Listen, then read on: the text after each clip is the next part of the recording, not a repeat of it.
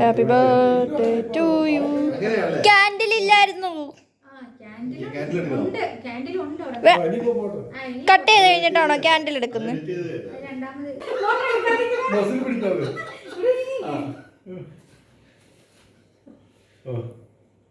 Happy birthday to you. Happy birthday to you. അങ്ങോട്ട്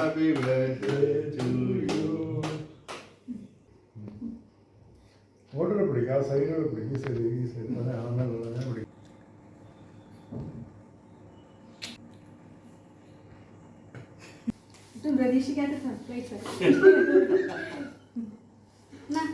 അങ്ങനെ ഇത്തവണത്തെ മാർച്ച് 10 വലിയ ആഘോഷങ്ങളൊന്നുമില്ലാതെ ചെറിയ രീതിയിൽ സെലിബ്രേറ്റ് ചെയ്തു. അപ്പോൾ ഇത് തലേദിവസം രാത്രി ആമി റെഡിയാക്കി വെച്ച സംഭവങ്ങളൊക്കെയാണ്.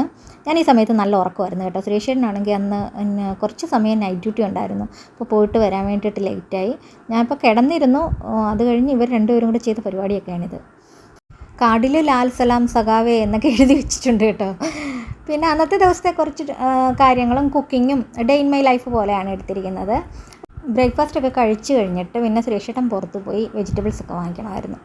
അതൊക്കെ വാങ്ങിച്ചിട്ട് വന്നു. പിന്നെ അന്ന് എനിക്കിഷ്ടമുള്ള ഫുഡാണ്, നിങ്ങൾ രണ്ടുപേരും ഉണ്ടാക്കി തരണം എന്നൊക്കെ നേരത്തെ പറഞ്ഞിരുന്നു. പക്ഷേ എന്തുവാണേലും അവസാനം നമ്മൾ കൈ കടത്താതെ ഒന്നും ഫിനിഷ് ആവത്തില്ലല്ലോ. അപ്പോൾ പിന്നെ ഞാൻ കൂടെ കൂടിയിട്ടാണ് എല്ലാ കാര്യങ്ങളും ചെയ്തത്.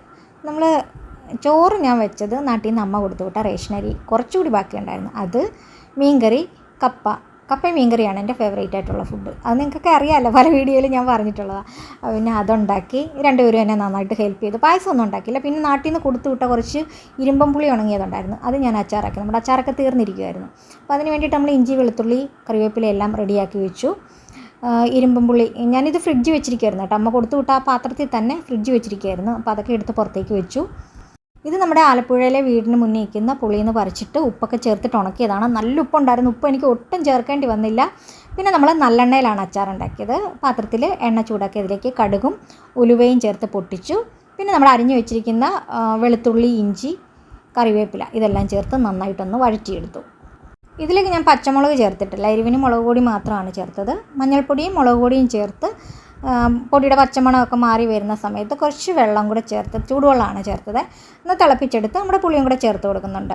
ആ സമയത്ത് നമ്മുടെ ചോറൊക്കെ റെഡിയായി. റേഷനരിയല്ലേ, പെട്ടെന്ന് തന്നെ വെന്ത് കിട്ടുന്നുണ്ട്. ഇതോടുകൂടി നമ്മുടെ റേഷനരി നാട്ടിൽ നിന്ന് കൊണ്ടുവന്ന് തീർന്നു.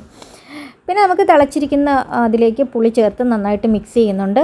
കായപ്പൊടി ചേർത്ത് കൊടുക്കുന്നുണ്ട്. ഉപ്പ് ഒരു ശകലം പോലും ചേർക്കേണ്ട ആവശ്യം വന്നില്ല. കുറച്ച് വിനാഗിരി ചേർത്തു, കാരണം ഉപ്പ് ശകലം കൂടുതലായിരുന്നു. പിന്നെ ഒരു നുള്ളു പഞ്ചസാര കൂടി ചേർത്തു. പിന്നെ കപ്പയൊക്കെ അരിഞ്ഞു കട്ട് ചെയ്തെല്ലാം വെച്ചു. മീൻ ക്ലീൻ ചെയ്ത് വെച്ചു. അതൊക്കെ കഴിഞ്ഞിട്ട് പിന്നെ നമുക്ക് ചെറിയൊരു മോര് കറിയും കൂടെ ഉണ്ടാക്കുന്നുണ്ടായിരുന്നു. അപ്പം ഇത് സിമ്പിളായിട്ട് ഉണ്ടാക്കുന്ന ഒരു മോര് കറിയുടെ റെസിപ്പിയാണ്. എണ്ണയിലേക്ക് കടുകും ഉലുവയും ചേർത്ത് പൊട്ടിച്ച് പച്ചമുളകും വെളുത്തുള്ളിയും കറിവേപ്പിലയും മാത്രം, ഇഞ്ചി ചേർക്കാറില്ല ഞാൻ ഈ ഒരു മോര് കറിയിൽ. അതിലേക്ക് ഒന്ന് വഴന്ന് വരുമ്പോഴത്തേക്കും മഞ്ഞൾപ്പൊടി ചേർത്ത് കൊടുക്കാം. പിന്നെ നമ്മുടെ തൈര് അല്ലെങ്കിൽ മോര് മിക്സിയിലൊന്ന് അടിച്ചിട്ടാണ് ഞാൻ എപ്പോഴും ചേർക്കുന്നത്. അല്ലെങ്കിൽ ആ ഒരു ചെറിയ പീസ് പോലൊക്കെ ഇങ്ങനെ കിടക്കുമല്ലേ, അതെനിക്കിഷ്ടമില്ല. അതുകൊണ്ട് ജസ്റ്റ് ഒന്ന് മിക്സിയിൽ ചെറുതായിട്ടൊന്ന് കറക്കിയതിന് ശേഷമാണ് നമ്മൾ ഇതിലേക്ക് ഒഴിച്ചു കൊടുക്കുക. തീയൊക്കെ നന്നായിട്ട് കുറച്ചിട്ട് വേണം. പിന്നെ മിക്സ് ചെയ്തിട്ട് തിളയ്ക്കാനായിട്ട് സമ്മതിക്കരുത്. നന്നായിട്ട് ഇളക്കി എടുത്തു കഴിഞ്ഞാൽ നമ്മുടെ മോര് കറി അത് ഈസി ആയിട്ട് ഉണ്ടാക്കാൻ പറ്റുന്നൊരു മോര് കറിയാണ്.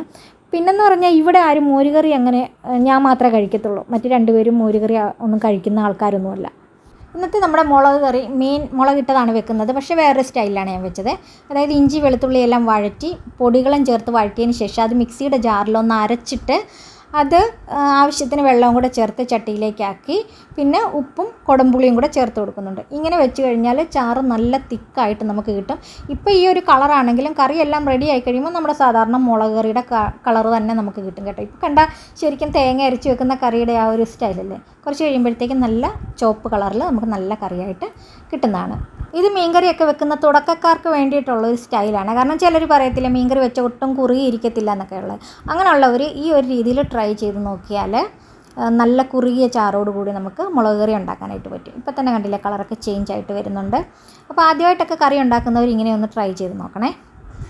സുരേഷൻ അന്ന് ലീവും കൂടിയായിരുന്നു. അപ്പോൾ ഞങ്ങൾ 3 പേരും കൂടെ ചേർന്നിട്ടാണ് എല്ലാ കാര്യങ്ങളും ഒക്കെ ചെയ്തത്. ഒരുപാട് കാര്യങ്ങളൊന്നുമില്ല, നമുക്ക് ഇഷ്ടപ്പെട്ട എന്തെങ്കിലും നാടൻ ഉച്ചയൂണ് മാത്രമാണ് ഉദ്ദേശിച്ചത്. പിന്നെ കപ്പയും മീൻകറി ഉണ്ടല്ലോ, അതാണ് എനിക്ക് ഏറ്റവും ഇഷ്ടം ഉണ്ടായിരുന്നത്. സുരേഷിയുടെ ഒരു കാര്യം ഒരു കാര്യം കേൾക്കണോ? ഇവളോട് ഞാൻ പറഞ്ഞേ ചിരവ എടുത്തുകൊണ്ട് വരാൻ പറഞ്ഞ ഉടനെ ഇവളെൻ്റെ അടുത്ത് ചോദിക്കുകയാണെ വാട്ട് ഈസ് ചിരവ, ചിരയ്ക്കുന്ന സാധനമാണോ എന്ന്.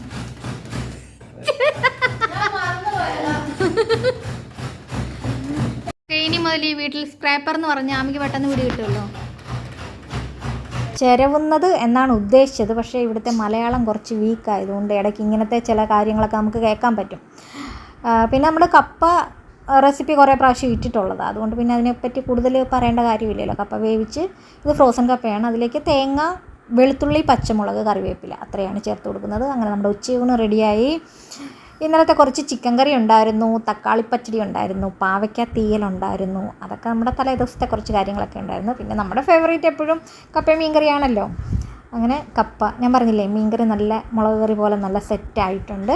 ഇതിലേക്ക് ഞാൻ പുളി തിളപ്പിച്ചാണ് ഒഴിച്ചത്. അപ്പോൾ നമ്മൾ വെക്കുന്ന സമയത്ത് തന്നെ പുളിയൊക്കെ നന്നായിട്ട് പിടിച്ചിരിക്കും.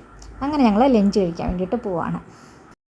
എനിക്കാണെങ്കിൽ ബിരിയാണി, മന്തി ഇങ്ങനെയുള്ള സംഭവങ്ങളൊക്കെ കഴിക്കുന്നതിനേക്കായി ഏറ്റവും സന്തോഷം ഇതാ മീൻകറി, കപ്പ, നമ്മുടെ റേഷനരി ചോറ് അതൊക്കെയാണ്. അപ്പോൾ അതൊക്കെ കൂട്ടി ഞങ്ങൾ ലഞ്ച് കഴിക്കുകയാണ്.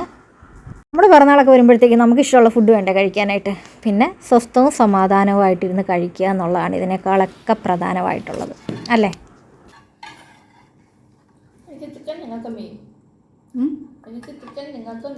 ഓ അങ്ങനെയാണോ? എല്ലാവർക്കും ചിക്കൻ, എല്ലാവർക്കും മീൻ.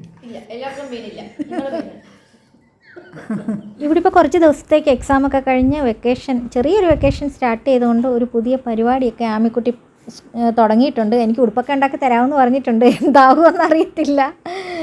യൂട്യൂബിൽ നോക്കി പഠിക്കുന്ന പുതിയ പരിപാടിയാണ്. വൈകിട്ട് പിന്നെ നമുക്ക് ചെറിയൊരു കേക്ക് കട്ടിങ് ഉണ്ടായിരുന്നു. ഞാൻ കേക്കൊന്നും വാങ്ങിക്കണ്ടെന്ന് പറഞ്ഞതാണ്. കാരണം നമ്മൾ വലിയ കേക്കൊക്കെ കഴിച്ചാൽ എന്താണേലും തീരത്തില്ല. പിന്നെ ഞാൻ ഇവരുടെ പുറകെ നടക്കണം, കഴിക്കുമെന്ന് പറഞ്ഞിട്ട്. അതുകൊണ്ട് ഞാൻ നേരത്തെ പറഞ്ഞു എൻ്റെ ബർത്ത്ഡേക്ക് കേക്കൊന്നും വേണ്ട എന്ന് പറഞ്ഞിട്ടുണ്ടായിരുന്നു. പക്ഷേ ആമിക്ക് ഭയങ്കര നിർബന്ധം കേക്ക് വാങ്ങിക്കണമെന്ന്. അങ്ങനെ ആണ് ഫ്രീഷിനൊരു കേക്ക് വാങ്ങിച്ചത്. പിന്നെ നമ്മൾ ഡ്രസ്സ് എടുക്കാനായിട്ട് കുറേ കടകളിലൊക്കെ പോയി മാക്സിലും ഒക്കെ പോയിട്ടുണ്ടായിരുന്നു. അവസാനം ലുലു എന്നാണ് എടുത്തത്. പിന്നെ ചെരുപ്പ്, നൈറ്റി അങ്ങനെയുള്ള കുറച്ച് സാധനങ്ങളൊക്കെ കൂടി ഞാൻ വാങ്ങിച്ചിട്ടുണ്ടായിരുന്നു. അപ്പോൾ ഉടുപ്പ് മറ്റേ ബ്ലൂ കളർ, ഇത് വന്നിട്ട് നൈറ്റിയാണ്. പിന്നെ ഇത് ഉടുപ്പ് ഞാൻ ഈ ഒരു ബ്ലൂ കളർ സുരേഷിൻ്റെ ഫേവറേറ്റ് കളറാണ്. പിന്നെ എനിക്ക് ബ്ലാക്കും ബ്ലൂവും കൂടെ ഉള്ള ആ ഒരു കോമ്പിനേഷൻ ഭയങ്കര ഇഷ്ടമാണ്.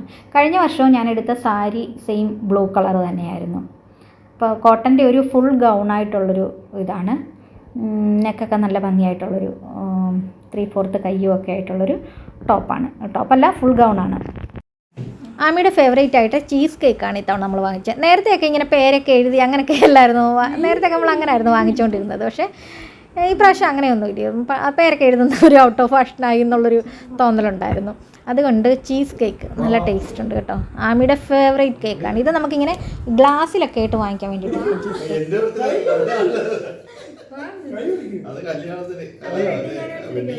Happy birthday to you. Candle ഇല്ലായിരുന്നു. കട്ട് ചെയ്ത് കഴിഞ്ഞിട്ടാണോ ക്യാൻഡിൽ എടുക്കുന്നത്?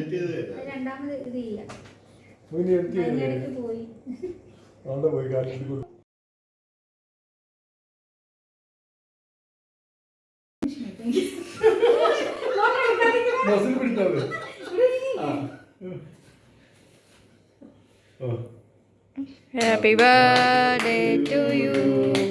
Happy birthday to you. അങ്ങോട്ട്